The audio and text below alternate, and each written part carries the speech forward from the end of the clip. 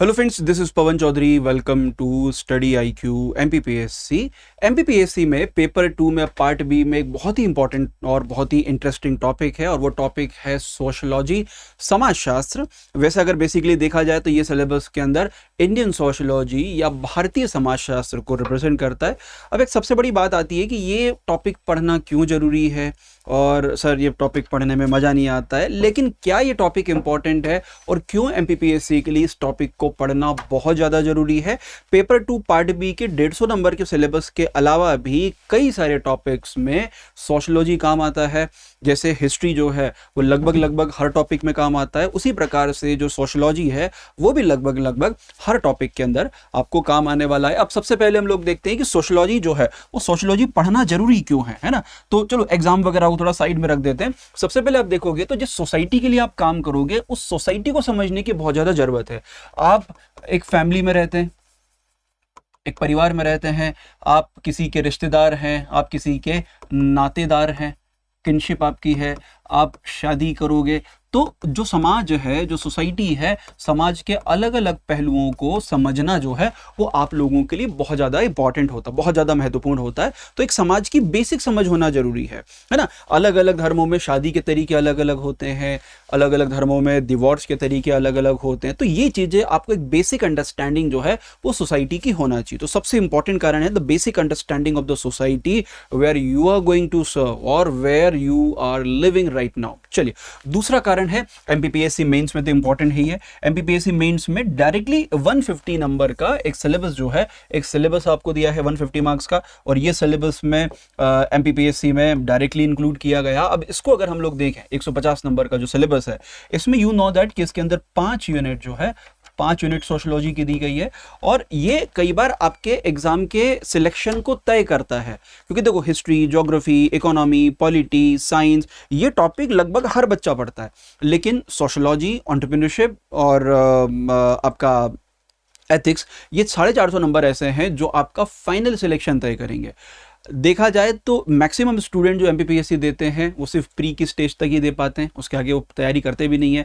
लेकिन अगर वो स्टूडेंट मेंस की तैयारी भी कर रहे हैं तो यूजुअली वो साइंस और इस प्रकार के जो ये सोशलॉजी जैसे जो टॉपिक्स हैं, इन टॉपिक्स को कई बार वो अवॉइड कर देते हैं, इन टॉपिक्स को कई बार नहीं पढ़ते हैं। तो उसके कारण उनके सिलेक्शन के चांसेस आपको कम होते जाते हैं। तो अगर आपको सिलेक्शन सच में लेना है तो सोशलॉजी जैसे सब्जेक्ट जो है आपको एकदम डीप में पढ़ना आपको जरूरी है। तो सबसे पहले एमपीपीएससी मेंस के सिलेबस में 5 यूनिट है जो आपके सिलेबस की 150 मार्क्स, 150 नंबर जो है उसको कंप्लीट करता है। उसके बाद सबसे इंपॉर्टेंट कि जीएस के जब आप दूसरे आंसर्स लिखते हैं, चाहे आप हिस्ट्री के बारे में बात कर रहे हो, आप हिस्ट्री लिख रहे हो, आप इकोनॉमी लिख रहे हो, आप पॉलिटी लिख रहे हो, तो जितने भी सब्जेक्ट्स के आंसर आप लिख रहे हो वहाँ पे कहीं ना कहीं सोशलॉजी, समाजशास्त्र आपको बहुत ज़्यादा आपको काम आने वाला है। और उसके अलावा अगर मैं बताऊँ कि अगर आप ऐसे भी लिख रहे हो तो ऐसे के अंदर भी बहुत ज़्यादा काम आने वाला है। हिस्ट्री और सोशलॉजी ये दो टॉपिक ऐसे हैं जो हमेशा आपको ऐसे और बाकी टॉपिक्स में काम आएंगे। जैसे आप सोसाइटी के आप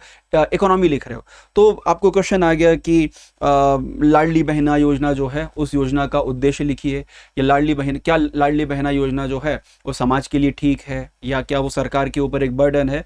तो ठीक है, एक इकोनॉमिक बर्डन तो है ही है, लेकिन उसके साथ में उसके सोशल पर्सपेक्टिव, उसके सामाजिक परिप्रेक्ष्य आपको समझाना जरूरी है कि मध्य प्रदेश जैसे राज्य में महिलाओं की स्थिति क्या है ना, वुमेन कंडीशन क्या है, उनका लिटरेसी रेट क्या है, उनका वर्कफोर्स पार्टिसिपेशन कितना है। अब ये सब जब आप कब समझ पाओगे, जब आप सोशलॉजी पढ़े होंगे।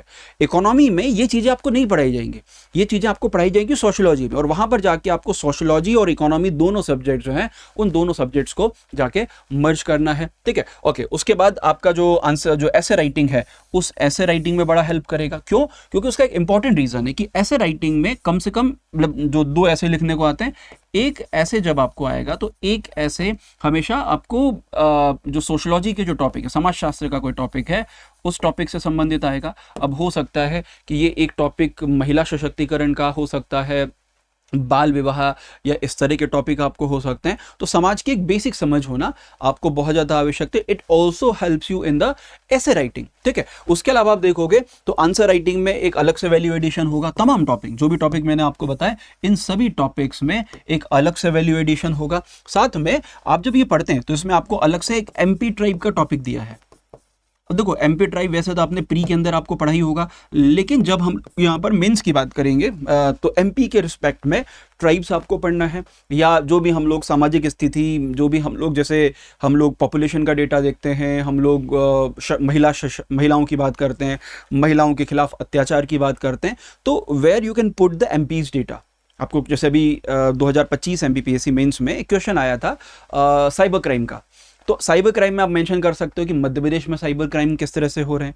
या एक क्वेश्चन आया था आपके नशे की लत का, या बोल सकते हैं कि ड्रग एडिक्शन का, तो उस ड्रग एडिक्शन में भी you can add the MPs topic, MP का डेटाज, एमपी की जो स्थिति है, क्योंकि एमपी में भी सरकार लगातार चिंता जता चुकी है कि एमपी के अंदर भी ये सब समस्याएं जो है वो बहुत ज़्यादा आपको है। तो आप यहाँ पे देखोगे तो एमपी के पर्सपेक्टिव में भी ये टॉपिक जो है वो काफ़ी इंपॉर्टेंट हो जाता है। उसके अलावा अगर हम लोग देखेंगे तो प्रशासनिक दृष्टिकोण से कि आप एक तरह से प्रशासन या जो एडमिनिस्ट्रेशन है उसकी समझ अपने अंदर विकसित करो, क्योंकि आने वाले टाइम पर आप बनने वाले हैं ऑफिसर, और जब आप ऑफिसर बनने वाले हैं तो उस टाइम पर आपको समाज की, सोसाइटी की जो समझ है वो समझ होना बहुत ज़्यादा जरूरी है। अदरवाइज आप सोसाइटी को प्रॉपर तरह से सर्व नहीं कर पाओगे। मैं एक एग्जांपल से आपको समझाता हूँ। जैसे आपको जैसे आप आईपीएस बन गए या आईएएस बन गए, आईएएस बनने के बाद आपको मिल गया तमिलनाडु कैडर, वहां पर जाके उस तमिलनाडु को समझने में आपको कम से कम 2 से 3 साल लग जाएंगे। वहां की सोशल, इकोनॉमिक, पॉलिटिकल कंडीशन हमारे स्टेट से अलग है। So where there you can understand कि what is the socio economic condition of the state.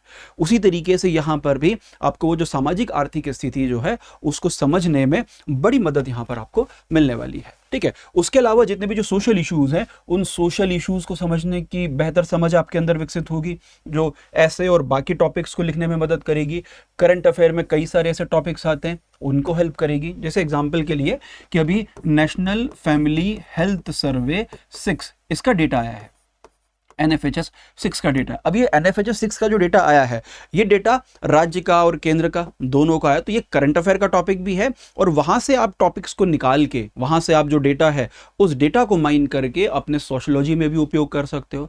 तो करंट के अंदर भी चीजें जो है वो महत्वपूर्ण हो जाती हैं। ठीक है, उसके अलावा जब बात करें, जब आप इंटरव्यू देने जाओगे तो ऑब्वियसली बात, इंटरव्यूअर को पता है कि आप sociology, history, geography, economy, polity सभी सब्जेक्ट पढ़ के आए हो, तो कई बार उसमें आपको सोशियोलॉजी संबंधित क्वेश्चन आपको होंगे कि वो महिला सशक्तिकरण के बारे में बात कर रहा है। अभी जेन जी प्रोटेस्ट वगैरह चल रही है, तो दे टॉक अबाउट द जेन जीज की उनकी स्थिति क्या है या उसको कैसे ठीक कर सकते हैं। तो कहीं ना कहीं इंटरव्यू में भी ये चीज़ें बहुत ज़्यादा काम आने वाली है। और उसके अलावा जब आपको समाज की, सोसाइटी की समझ आपको होगी, तो आपकी जो एनालिटिकल थिंकिंग है, उस एनालिटिकल थिंकिंग को, उस बोल सकते हैं व्यवहारात्मक जो आपकी जो सोच है, उस सोच को भी प्रभावित करेगा, उसको भी इंपैक्ट करेगा। चीज़ों का बहुत एनालिटिकल तरीके से सोच पाओगे, अलग अलग परिप्रेक्ष्य में, अलग अलग पर्सपेक्टिव में आप सोच पाओगे। उसके अलावा आप देखोगे तो एमपीपीएससी में कंसेप्चुअल क्लैरिटी, या उसके अलावा सबसे इंपॉर्टेंट स्कोरिंग सब्जेक्ट आपको है, तो क्योंकि ज़्यादातर बच्चे ये सब्जेक्ट नहीं पढ़ते हैं, इन दैट केस क्या होगा,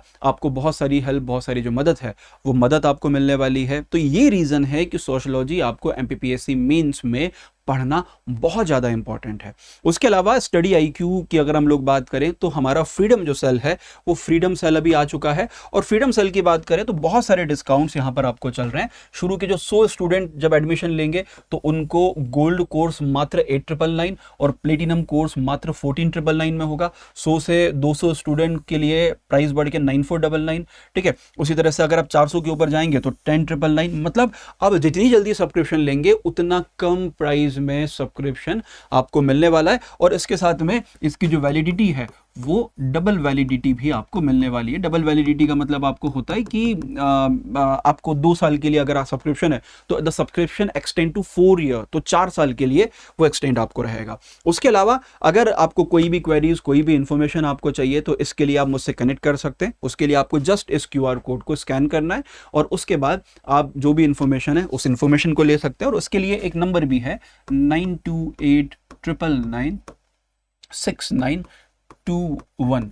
इस नंबर पे आप कॉल कर सकते हैं, और इस नंबर पे कॉल करके इन्फॉर्मेशन ले सकते हैं, या ज़्यादा इन्फॉर्मेशन के लिए इस QR कोड को स्कैन कर लीजिए, या स्क्रीनशॉट लेके आप अपने गूगल देवता पे जाके उसको स्कैन कीजिए और मुझसे कांटेक्ट आप कर सकते हैं। So thank you very much. और सोशियोलॉजी पढ़ने के लिए अपनी जो क्षमता है उसको विकसित कीजिए, और सोशियोलॉजी जो है लगातार पढ़िए और मेंस की क्लासेस में हम लोग ये टॉपिक को लगातार ला ही रहें। Thank you very much.